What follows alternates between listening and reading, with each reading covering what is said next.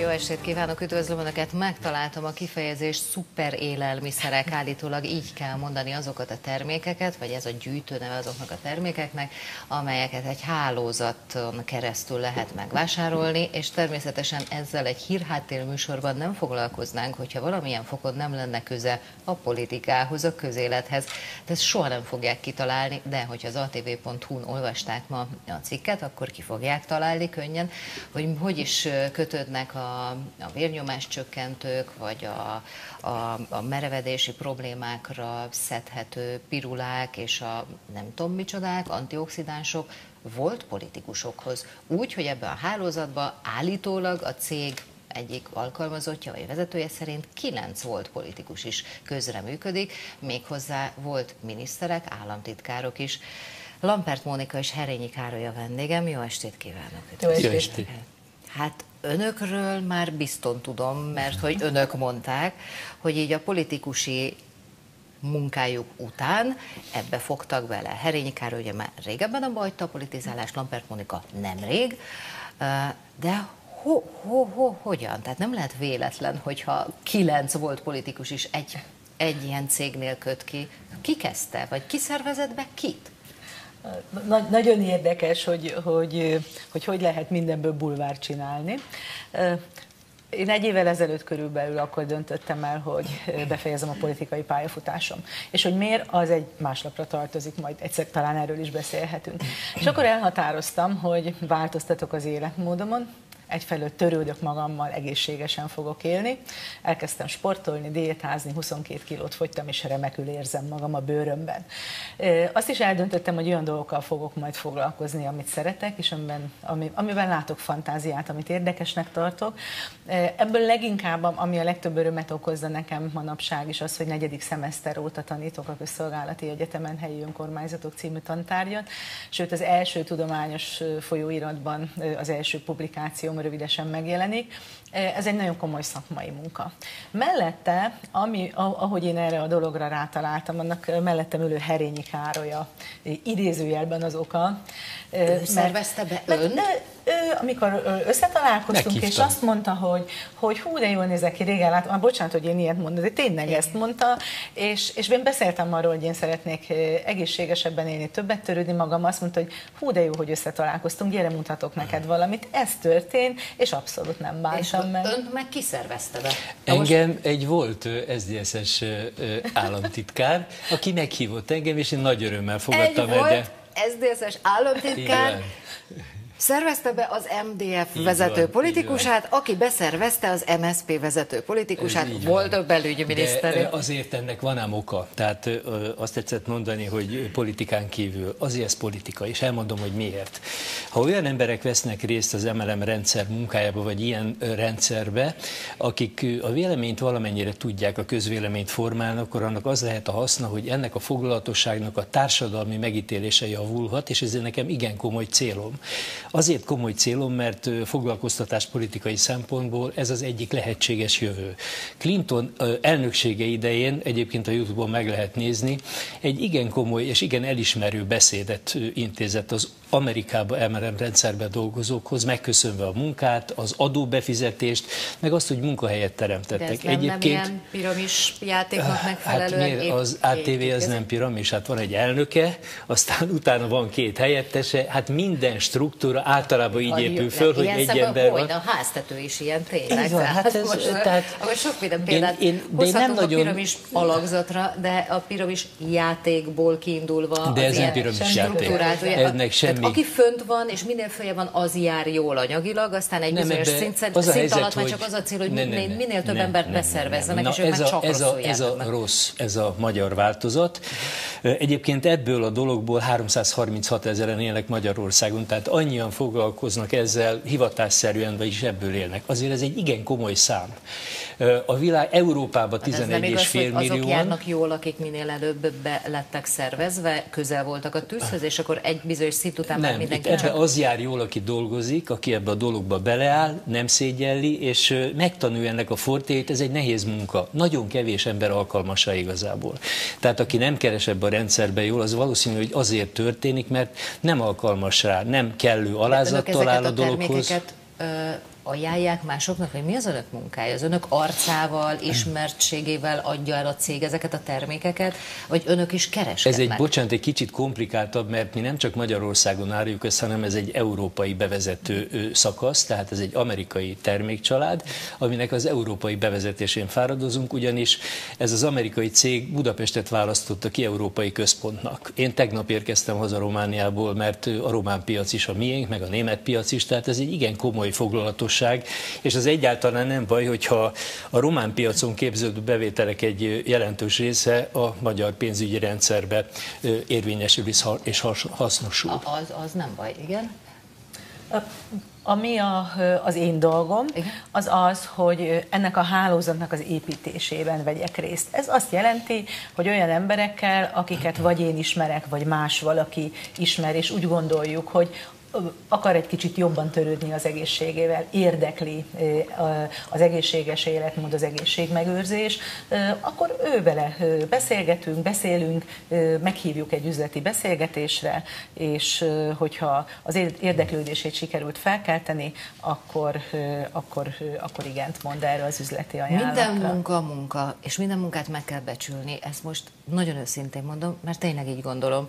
Ettől függetlenül én biztos, hogy nem gondoltam volna azt önökről és társaikról, hogy volt politikusok, volt miniszterek, államtitkárok, vezető politikusok, egy idő után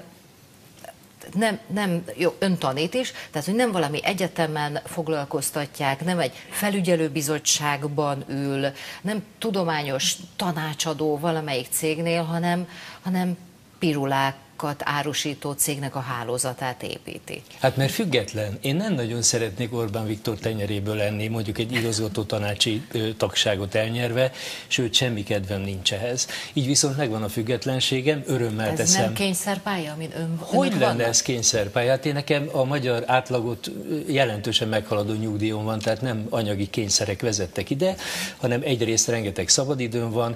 Másrészt, ami nekünk a politika után maradt, az nyilván egy ismertség, és nyilván egy olyan lehetőség, amit tudunk kamatoztatni, és hogyha figyelembe vesszük, hogy a foglalkoztatáspolitikai nehézségekre megoldás egyelőre nincs, mert a technológia fejlődésével az élő munkaigény egyre kisebb és magasabb képzettséget igényel.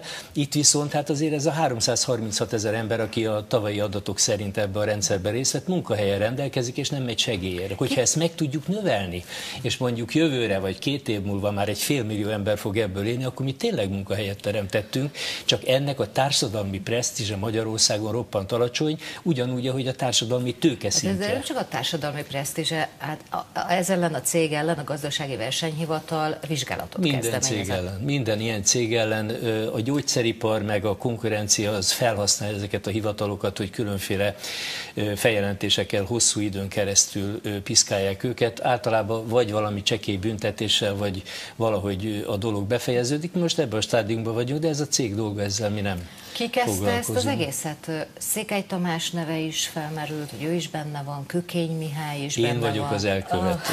Ön kezdte komolyan? Nem én, hát a Diósi Gábor barátom, aki államtitkár volt a Kóka minisztersége idején, engem ő hozott be ebbe a rendszerbe, és nekem nagyon tetszik. És akkor ön hozta a többi politikus? A többit én, mert azt gondoltam, hogy az a tőke, ami náluk most éppen holtőkeként jelentkezik, azt nagyon jól lehet hasznosítani, például azért, hogy ennek a foglalatosságnak a társadalmi presztízsét, elfogadottságát növeljük. Ez egy jó cél szerintem. Engem a Karcsi hozott valóban, de ami miatt én úgy döntöttem, hogy igen. Először is azt mondom, hogy kipróbálom a terméket. Ez a termék nagyon jó. Tehát személyes tapasztalatom van, ami úgy gondolom, hogy egy egészséges életmód az egy olyan emberhez, aki akar törődni magával. Mert épp elég baj, hogy volt hosszú idő, amikor nem törődtem a fizikai állapotommal eléggé, lekötött nagyon a munkám, és rengeteg plusz kilót összeszedtem, most lényegesen jobban érzem magam, és tudom, hogy szükség van antioxidánsokra, egy csomó mindenre, ami segít ahhoz, hogy egészségesen éljek. Ez a termék jó. Ez volt az első. A második, ami engem végül is ehhez a döntéshez vitt, és ami miatt jól érzem itt magam, hogy én soha az életben nem dolgoztam az üzleti világban. Közigazgatásban dolgoztam, ott van tapasztalatom és a politikában. ennek az üzleti világnak a logikája ez más. Itt remek embereket ismertem meg, akik borzasztó sokat dolgoznak azért, hogy sikeresek legyenek. És olyan iszonyú erős szolidaritást és segítő szándékot éreztem, nem csak a Karcsi részéről, akit már bocsánat, hogy Herényi urat itt karcsizom, de hát nagyon régóta ismerjük egymást, kollégák, barátok vagyunk, nem a politikában ismerkedtünk meg, hanem korábban, de mások is. Én azt gondolom, hogy ez egy jó csapat, amit kínáltak, amit ígértek, azt betartják, itt nagyon keményen kell dolgozni, nem adják ingyen azt a pénzt, amire szerződtünk, törvényesen. Tehát én megmondom őszintén, hogy ezt a bulváros ízű felütést, amit itt a TV írásban tapasztaltam, ez nekem kicsit furcsa volt. A potenciál növelő? Vagy hát persze, mert egyfelől ez nem is igaz, tehát ez nem így van. Nem lehet önöknél merevedési problémákkal megoldására szolgáló. Asszony komolyan gondolja, hogy ez igaz. De gondolnám komolyan, olvastam. És akkor van potenciál növelő, vagy nincs? De mi legalább valamit teszünk a demográfiai helyzet javítására. Most akkor van? Ne, légy szíves, ne. Most akkor van potenciál növelő, vagy nincs? Hadd fejezzem be ezt a mondatot, van, vagy nincs. amit elkezdtem. Igen. Tehát én azt gondolom, hogy olyan támogatást és szolidaritást kaptam itt azoktól az emberektől, akikkel ezt együtt csinálom, nem főállásban, tehát én nem töltök itt napi 8 órát, sokkal kevesebbet foglalkozom ezzel, engem jobban érdekel inkább a szakmai, közigazgatási, kutatási, egyéb tevékenység, de ez az életemnek egy olyan része lett, amiben szerintem van fantázia. Tehát szívesen csinálom, és eszem ez nem arról szól, hogy lesúnyt fejjel járkálni azért, mert egy termék, egy jó termék bevezetését segítem. Nagyon őszintén mondom önöknek, amikor először olvastam, és már én is láttam számtalan ehhez hasonló mindenféle pirulákat hirdető cégnek a reklámját az interneten, és azt gondoltam, hogy úristen, tehát 9 egykori miniszter, államtitkár, politikus abból él, hogy gagyi termékeket rásóz tudatlan emberekre? Vagy valamilyen szinten hiszékeny emberekre, nem is tudatlanok, hanem valamit nagyon akarni vágyó emberekre, akik viszont nincsenek az információ birtokában. Tehát nekem ez volt az első benyomásom, hogy önök most ebből élnek. De most olyan meggyőző, én nem tudom, hogy ez a marketing része, vagy valóban ennyire ennyire hisznek benne. Nem írattuk. Nem. De most a cikktől függetlenül, tehát az eddigi tapasztalatom, meg a hirdetések láttán én azt gondoltam, hogy önök beszálltak valami olyanba, ami arról szól, hogy valamit rásóznak. De hát ilyennek ismert minket. Hát most mit csináljak nem én? Nem nyilatkozom. Ugye? No, először is potenciálnövelőt forgalmaznak, vagy sem? Nem, ez nem ez teljesítményfokozó, aminek van egy mellékhatása, ami így is jelentkezhet, és ez egyáltalán nem baj senkinek, és a demográfiai helyzet tényleg javulhat, nagy bajban vagyunk. A pap nem tud gyereket, ez a mellékhatás. A pap nem tud gyereket beszélni a asszonyságok hasába, tőlem fogunk szaporodni. De ennek a mellékhatása ez. 18-as karikaként, hogy ezt a kérdést egyrészt átugorjuk, másrészt mégsem hagyom, hogy átugorjuk, mert mi az, hogy valaminek ez a mellékhatása? Minek? Tényleg ez a mellékhatása. De minek a mellékhatása? Mondjuk egy teljesítményfokozónak, ami a fizikai, nem, ez egy fizikai teljesítményfokozó, sportolók használhatják, VADA engedélye van, tehát nem doppingszer, olyan 15%-kal nő a sportolónak a teljesítménye, vagy a pihenőidőt rövidítheti le. Én amikor konditerembe megyek, előtt állandóan ezt a számos, ez egy kitűnő dolog. Hát csak úgy nagyon nehéz lehet sportolni. Nem nehéz. Nem akkor jelentkezik, drágám, nem akkor jelentkezik. Ez egy hírháttérműsor, úgyhogy most összeszedjük magunkat, igen. Na, szóval, hogy akkor önök ebben semmi kivetnivalót nem találnak, sőt. És már ön beszervezte a Lampert Monikát, és ön is szervezett már be, volt politikus társát? Igen, de én nem fogok neveket mondani, mert ez az ő személyes döntésük, hogy ezek kiállnak a nyilvánosság elé, vagy nem. Tetejében azt gondolom, hogy egy volt politikus, aki abba hagyta a politikai pályafutását, és úgy dönt, hogy valamilyen általa jónak tartott munkában részt vesz, ami törvényes, etikus, hát akkor mi van? Jól érzik magukat? Abszolút, nem látszik rajtuk? De Hát akkor... De. Csak még az elején tényleg gyanakodtam, hogy ez a marketing része, de nem, elhiszem, hogy jól érzik magukat. Sőt, hogyha... Politika nem hiányzik? Hát, ahogy mondtam, nekem ez politika. Hogyha én mondok egy példát, én írtam talán először a Galmuszba a feltétel nélküli alapjövedelemről, az volt az én célom, hogy ez közbeszéd tárgya legyen. Az lett. És én ennek nagyon örülök.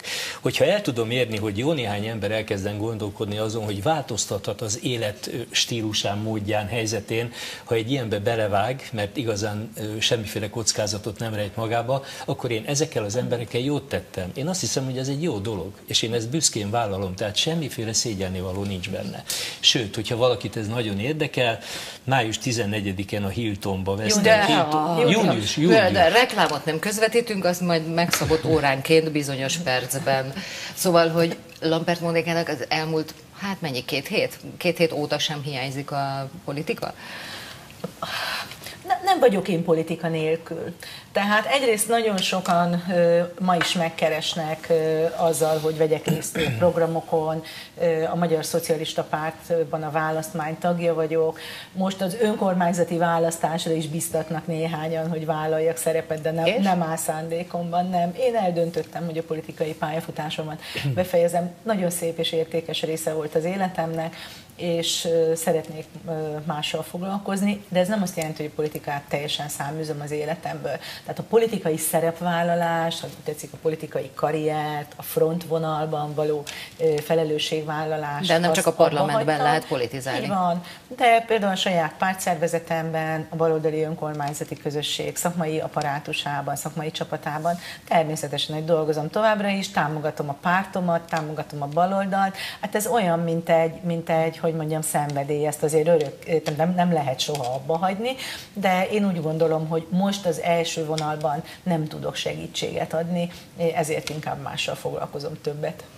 2 boldog, elégedett embert láttunk, hallottunk. Köszönöm, hogy itt voltak. Köszönjük a meghívást.